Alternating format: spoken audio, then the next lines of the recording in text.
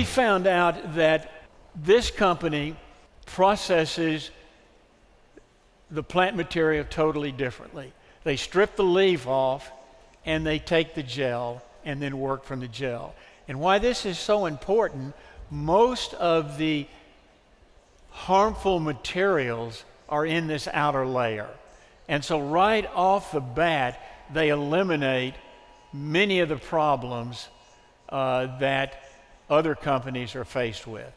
The next thing they do is they decolorize the material and then bring it into their facility to use.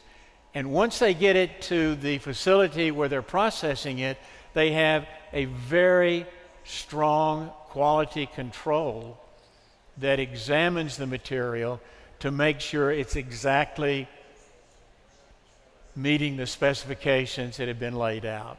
And then they go through the manufacturing process. So that was very enlightening to us to know that the quality of the raw material that went into the manufacturing process was really well done. And the reason this is so important is because most of the studies that have shown negative outcomes have been on the whole ground up leaf that hasn't been decolorized. And so we now have a product that is so different, such a higher quality material that we start with. And that was very, very enlightening to us. And that really made the basis for the journal article, which we submitted to the journal. And then once it went to the journal, it went through what we call a peer review process. That means that 4 or 5 knowledgeable scientists, physicians reviewed the paper, made comments. We responded back to those comments. They agreed with us. Then it was accepted for publication, and it went online in January or February of this year. And so I would encourage all of you to get a hold of it because it should make you very proud of how your company processes the material and handles the material that goes into the products that you sell. Wow, fantastic, fantastic.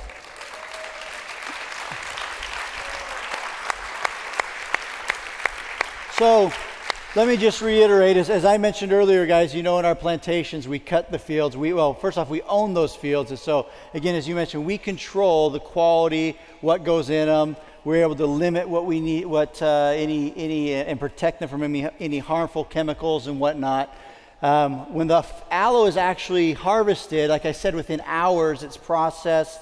It goes through our aseptic process, sealing in those nutrients. So virtually the same nutrients that you found from the raw aloe plant, and then it goes through this process you talked about. You mentioned peer-reviewed.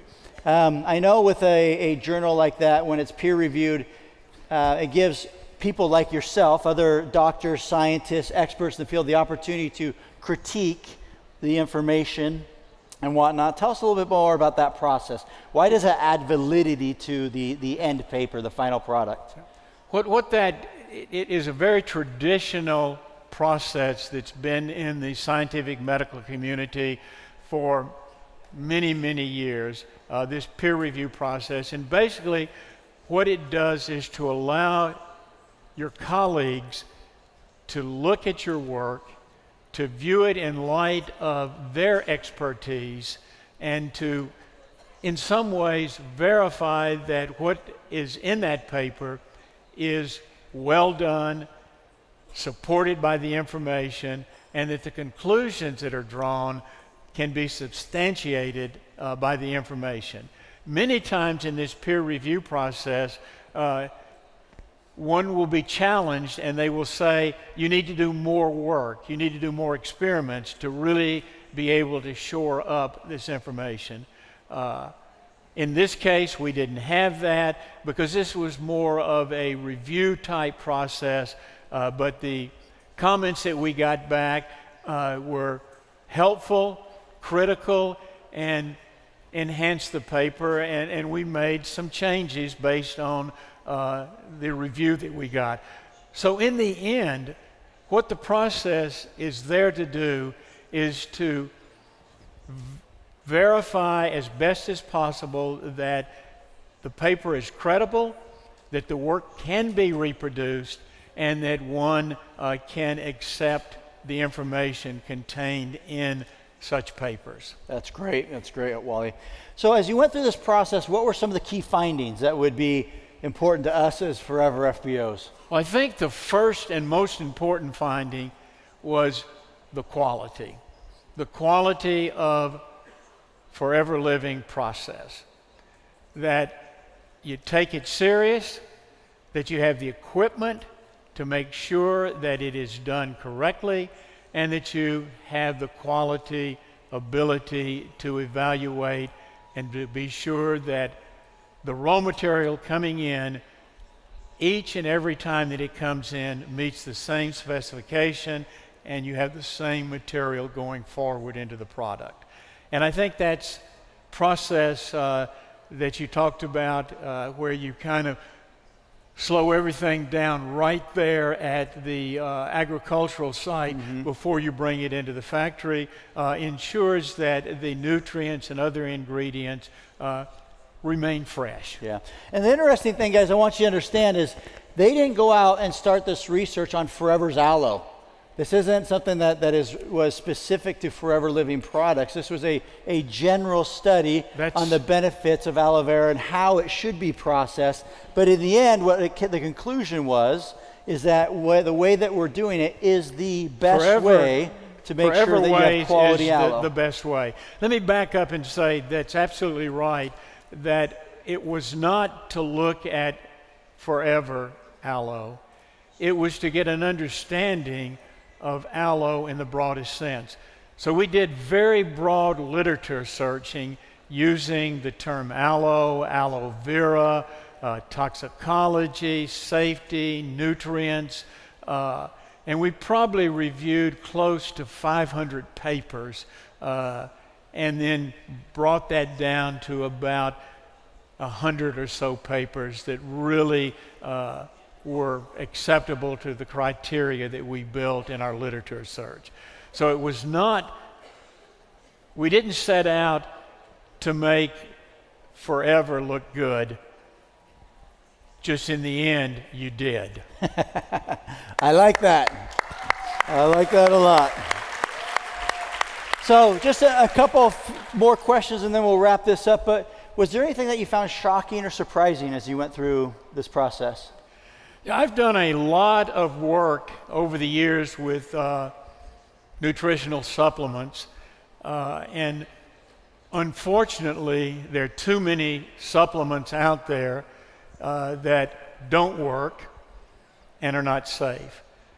And we found in our evaluation of Forever Living that because of the high emphasis placed on quality and safety, that this is a different company. Wow, fantastic.